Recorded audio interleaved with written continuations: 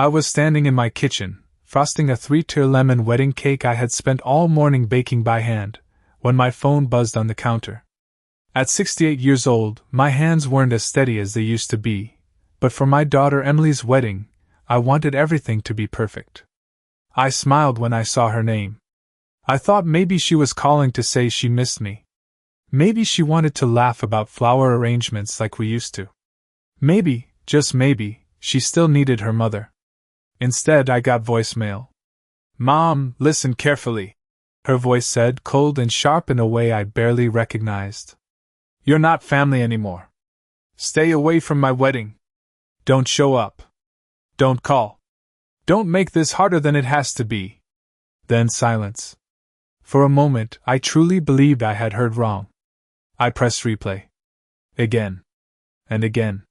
Each word hit harder than the last, like tiny cracks spreading through 40 years of motherhood. "You're not family." I gripped the kitchen counter so hard my knuckles turned white. Buttercream slid slowly off the cake beside me, but I couldn't move. This was the little girl I had raised alone after her father walked out. The baby I worked double shifts for. The child whose prom dress I bought by selling my wedding ring. And now, I was being erased.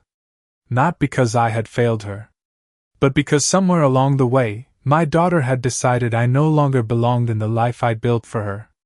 What she didn't know was that her voicemail hadn't broken me. It had awakened me. I didn't cry right away. Maybe that sounds strange, but when you've spent 40 years surviving, your heart learns how to go numb before it breaks. I just stood there in my small Ohio kitchen, staring at that wedding cake I had promised to deliver myself. 3 layers. Vanilla sponge. Lemon cream filling. Buttercream roses and pale blush pink, Emily's favorite color since she was 8 years old. Since the year she told me, "Mama, one day you'll make my wedding cake too." Back then, she still reached for my hand. Back then, I was still her whole world. After her father left when she was 6, it was just the 2 of us. I worked mornings at a diner and nights cleaning office buildings. Downtown. Some weeks, I slept 4 hours a night just to keep food in the fridge and ballet shoes on her feet. I missed meals so she wouldn't. I patched my winter coat with sewing thread so she could have braces. When college came, I sold the only diamond ring I had left, the one her father gave me before he disappeared, to help cover tuition. And I never told her. Because mothers like me, we don't keep score. We sacrifice. We smile. We say, "I'm fine," even when our feet ache and our hearts are running on empty. So hearing my own daughter say I wasn't family? That wasn't just rejection. It felt like every sleepless night, every unpaid bill, every prayer whispered over her fevered forehead had been buried with one voicemail. But as I looked around my modest kitchen, the same kitchen where I had built her entire future, I realized something. Emily may have forgotten where she came from. But I hadn't. And before this wedding was over, she was going to remember. Looking back now, I can trace the exact moment I began losing my daughter. It wasn't the voicemail. It was Daniel. Emily met him 3 years earlier at a corporate fundraiser in Columbus, just 6 months after landing her first real marketing job. At first, I was thrilled. He wore tailored suits, sent her expensive flowers, opened car doors, all the things a mother hopes for. After everything Emily and I had survived, I wanted her to be cherished. And in the beginning, he made her feel that way. But little by little, something changed. The Sunday dinners stopped. Then the daily phone calls became weekly. Then even my birthday dinner got cancelled because Daniel's parents were hosting something important. Important. I still remember that word. Because somehow, every time his wealthy family snapped their fingers, I became less important. His mother, Victoria, lived in a gated community with marble countertops and the kind of polished smile that never quite reached her eyes. The first time I met her, she looked around my modest ranch-style home and said, "Oh, how quaint. Emily must be excited to finally experience something more refined." Refined. As if surviving hardship had made me something cheap. Emily. Laughed nervously that day, but she didn't defend me. That was the first crack. Then came the wedding planning. I wasn't invited to dress fittings. I wasn't consulted on venues. And somehow, despite raising the bride alone, I found out through social media that Emily had said Daniel's parents were the ones making this wedding possible. I stared at that post for an hour. Because every deposit, every florist consultation, every catering payment Emily couldn't cover came from me. My savings. My retirement. My sacrifice. But somewhere between country club brunches and diamond centerpieces, my daughter had started rewriting her own history. And in her new story, I was no longer part of the picture. The voicemail should have been enough. But it wasn't. Because 2 days later, Emily made it official. I found out the same way strangers did. Facebook. There it was, her bridal portrait, standing in a white silk gown beside Daniel under a chandelier at his parents' country club engagement dinner. Her caption read, "Grateful to the family who truly stood by us and made this dream possible." The family. Not me. Not the woman who had emptied her retirement account so she could book that dream venue before prices went up. Not the mother who had quietly paid the florist when Emily's card was declined. I read those words over and over until my coffee went cold. Then came the comments. Victoria wrote, "Welcome to the family, sweetheart. We've always got you. Always." As if I had been temporary. As if motherhood had an expiration date. My chest tightened, but I still didn't call. I wanted to believe there had been some mistake, some misunderstanding, until my sister Carol phoned that night, her voice trembling. "Linda, I didn't know how to tell you this, but Emily's telling people you refused to support the wedding because you were jealous." Jealous? I nearly dropped the phone. According to my own daughter, I was bitter. Difficult. Emotionally unstable. And worst of all, she said Daniel's parents had saved the wedding after I backed out. That was the moment something inside me shifted. Not because she excluded me. Not because she lied. But because she used my silence to paint me as the villain.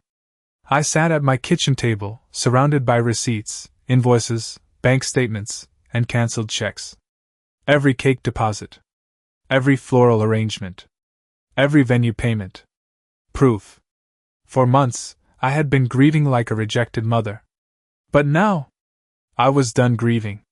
Because if Emily wanted to rewrite history before walking down that aisle, then maybe it was time I brought the original version.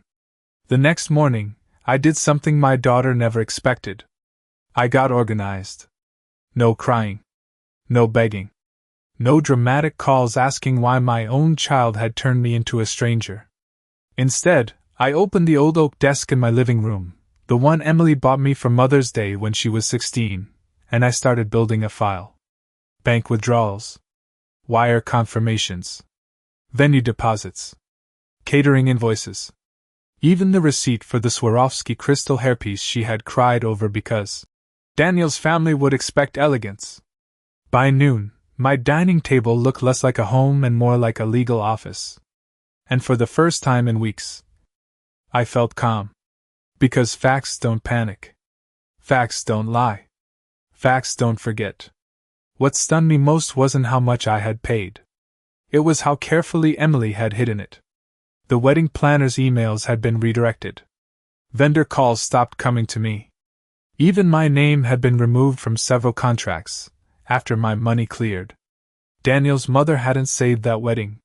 She had simply stepped into a spotlight I financed. And Emily let her.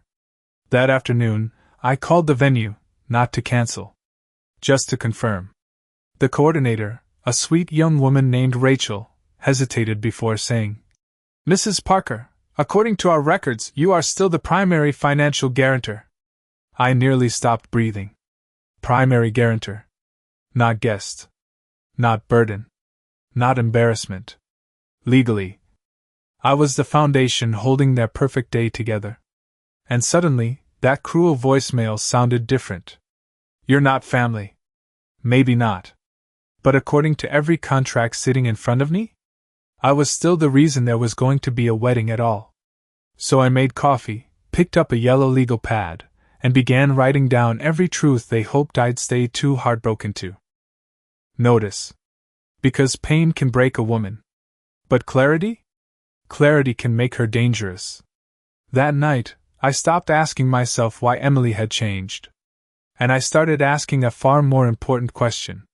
What exactly had she told them about me? So I did something I hadn't done in months. I logged back into the shared wedding website account I had originally helped her set up. The password still worked. Maybe Emily forgot. Or maybe she never imagined I'd look. What I found nearly brought me to my knees. Under the Our Story section, there was an entire paragraph thanking Daniel's parents for graciously stepping in when family support became emotionally impossible. Emotionally impossible. That was me.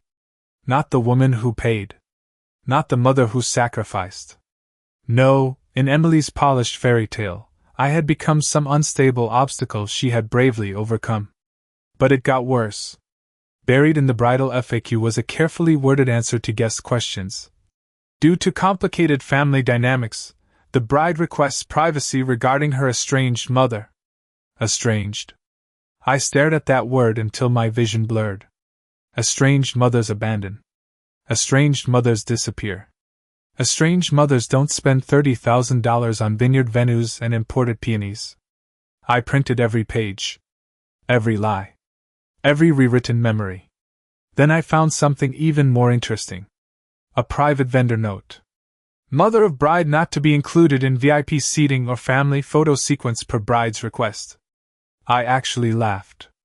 Not because it was funny, but because the cruelty had become so calculated. It was almost clinical.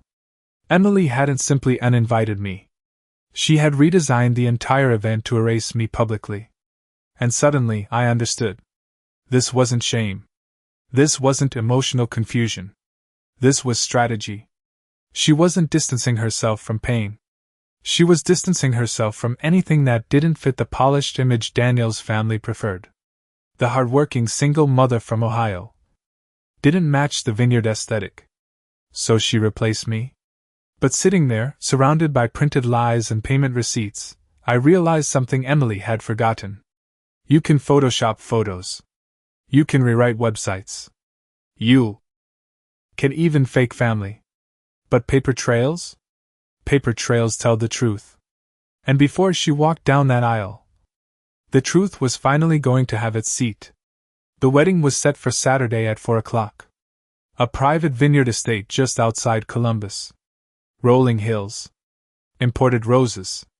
String quartet. The kind of place designed to look effortless, if no one asks who paid for it. By Thursday morning, I had made my decision. I wasn't going to storm in. I wasn't going to beg for a seat. And I certainly wasn't going to give Emily the dramatic scene she had probably prepared Daniel's family to expect. No. I was going to do something far more powerful. I was going to remove myself, properly. First, I called my bank. Then I contacted Rachel, the venue coordinator. My voice was calm, calmer than I felt. I'd like copies of every vendor contract under my financial authorization, I said. And I'd also like clarification on cancellation liability and payment responsibility transfer. Silence. Then keyboard clicks. A long pause. Finally, Rachel exhaled softly and said the words that changed everything.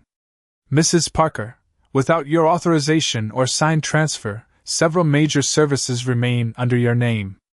Several major services. Not just the venue. Catering. Cake. Floral installations. Transportation. I thanked her, hung up, and sat perfectly still. Because suddenly, Emily's perfect wedding wasn't built on love or luxury. It was balanced on paperwork. Paperwork she assumed I'd never question. By noon, I sent one email. No insults.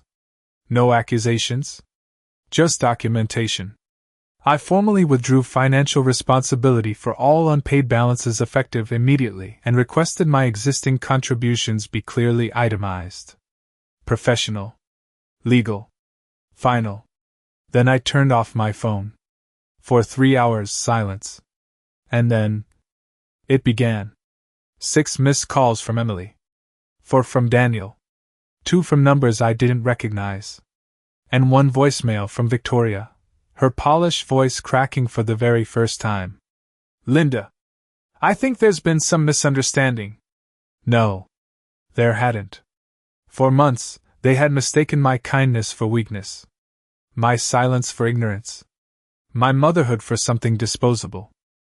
But as their luxury wedding started trembling under the weight of truth, they were finally learning something I already knew. The woman they erased still held the pen.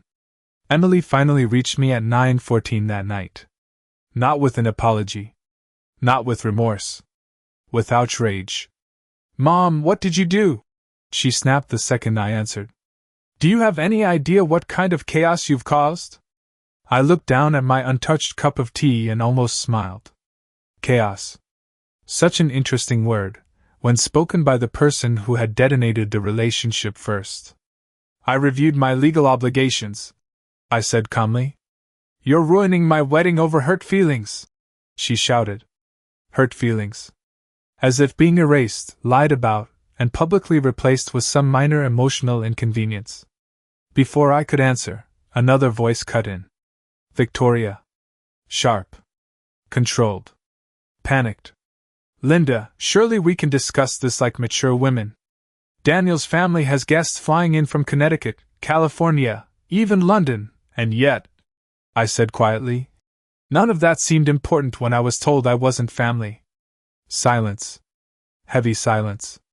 For the first time, they weren't speaking to the small-town single mother they had dismissed. They were speaking to the legal signer. The financier. The woman whose signature had quietly held their social performance together. Then Emily said something I will never forget. You're embarrassing me. Not. You're hurting me. Not. I'm sorry. Embarrassing. And there it was. The truth I'd been chasing through receipts, contracts, and fake captions. This had never been about healing old wounds.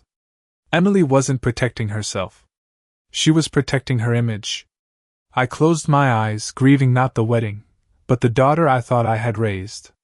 Emily, I said, my voice steadier than my heart. I spent my whole life making sure you never had to be ashamed of where you came from. She said nothing. So if your biggest fear now is that people might find out the truth? I let that sit between us. Then I ended the call. By midnight, vendors were requesting updated payment authorizations.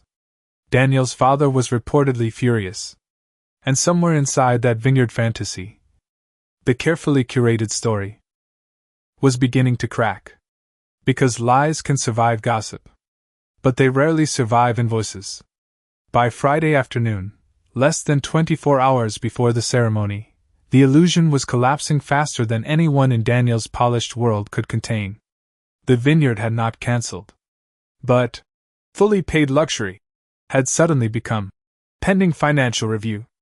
Which is a very elegant phrase for panic. I didn't need to be there to know what was happening. I could imagine it clearly. Victoria in pearls, whispering furiously into her phone. Daniel's father demanding answers about unexpected balances. Emily in her bridal suite, mascara trembling, insisting this was all some cruel overreaction. But invoices don't respond to emotion. And neither do vendors. Rachel called me once that afternoon, not to pressure me. To inform me. Mrs. Parker, several services are on hold until replacement authorization is confirmed. Floral arch reception violinist. Custom cake delivery. Even the vintage car Emily had booked for her grand entrance. One by one, the details she had bragged about online were no longer guaranteed. And for the first time, Daniel's family had to face a question wealth couldn't instantly erase. If Emily had lied about something this significant, what else had she lied about? That evening, my sister Carol, who was still invited, called from the rehearsal dinner. Linda, she whispered, stepping outside. It's bad. Apparently, Daniel's aunt had publicly asked why the bride's mother wasn't attending. Emily claimed I was unstable. Then Carol, bless that fearless woman, calmly replied, "Unstable women usually don't bankroll 70% of a wedding." Silence. Utter silence. Carol told me you could practically hear silverware stop clinking. Because in one sentence, the room shifted. Suddenly, I wasn't the estranged embarrassment. I was the missing investor. And Emily? Emily was the woman whose story no longer matched the evidence. For years, I had protected my daughter from the consequences of hard truths. But that night, truth walked into the rehearsal dinner wearing my name. And no designer centerpiece could distract from it. Saturday morning arrived bright, golden, and cruelly beautiful. The kind of day little girls dream about. Blue skies. Soft spring air. Sunlight spilling across white vineyard fences. I remember standing by my bedroom window in my robe, coffee in hand, looking out over my quiet street in Dayton, realizing I was not getting ready for my daughter's wedding. I wasn't steaming a dress. I wasn't fastening pearls. I wasn't being asked to zip her gown the way she once promised I would. Instead, I was simply breathing. And for the first time in months, I felt peace. Not because I wasn't hurting, but because I finally understood something heartbreaking. I had not ruined this day. Emily had. She ruined it the moment she decided image mattered more than truth. The moment she treated love like something disposable. The moment she believed motherhood could be erased with one voicemail and a few edited website captions. Around 11 o'clock, Carol called again. This time, there was no whispering. "Linda, the ceremony's delayed." Apparently, Daniel's father had demanded full financial transparency before assuming remaining balances. Reasonable, considering no wealthy family enjoys discovering they've been socially manipulated. Questions turned into arguments. Arguments turned into accusations. And somewhere between seating charts and missing vendor confirmations, the real issue surfaced. "Why exactly?" Daniel had reportedly asked Emily. "Did you lie about your mother?" Not, "Why did she do this?" "Why did you lie?" There it was. The crack in the fairy tale. Because once deception becomes visible, people start reevaluating everything. By noon, guests were mingling through uncertainty. By 1, the string quartet had been shortened. By 2, the vineyard coordinator was managing family discussions. And I sat at home, not celebrating, not plotting. Just quietly folding the pale blue mother of the bride dress I had bought months ago. I placed it back in its box with gentle hands. Not as a symbol of defeat, but closure. Because I had spent decades protecting Emily from disappointment. But some lessons a mother cannot prevent. She can only step aside and let truth arrive on time. At 3:47 p.m., 13 minutes before the rescheduled ceremony, I got a knock at my front door. Not a florist. Not a neighbor. Emily. Still in her altered designer gown. Makeup flawless from a distance, but close up? Mascara streaked. Lipstick cracked. Veil slightly crooked, like someone had been unraveling faster than her stylist could repair. For one suspended second, I didn't see the woman who had erased me. I saw my little girl. The 6-year-old who used to run into my arms after nightmares. But then she spoke. "Mom, please." Not, "I'm sorry." Please. Because by then, Daniel's family knew. The vendors knew. The guests knew. And most devastating of all, Daniel knew. According to Emily, she had only simplified things. Smoothed over family complications. Protected appearances. But when the truth surfaced, that the estranged, unstable mother she described was actually the woman financing much of the wedding, the question was no longer about etiquette. It was character. And apparently Daniel had plenty of concerns about marrying someone willing to rewrite her own mother for social comfort. Emily stood on my porch trembling. "They're judging me," she whispered. I looked at her for a long time. Not with anger. Not with cruelty. Just clarity. "Emily," I said softly, "they're judging your choices." That landed harder than yelling ever could. Tears spilled. Real ones this time. I didn't think it would go this far. And there it was. Not remorse for the lie. Remorse for the consequences. I could have rescued her. I could have put the payments back. Made calls. Rebuilt the illusion one final time. That's what the old me would have done. The mother who confused saving her child with protecting her from herself. But instead, I did something harder. I stepped back. I love you, I said, my voice breaking just enough to remind us both it was real. But I will not help you build a life that requires me to disappear. And for the first time in my life, I closed the door. Not because I stopped being her mother, but because I finally started being myself. The wedding did happen. Just, not that day. 3 months later, Emily and Daniel quietly married at a private courthouse in Cincinnati. No vineyard. No string quartet. No imported peonies. No glossy bridal magazine fantasy built on borrowed status. Just 2 signatures, a justice of the peace, and, according to Carol, far fewer illusions. I wasn't there. Not because I was banned. But because for once, I chose peace over proving anything.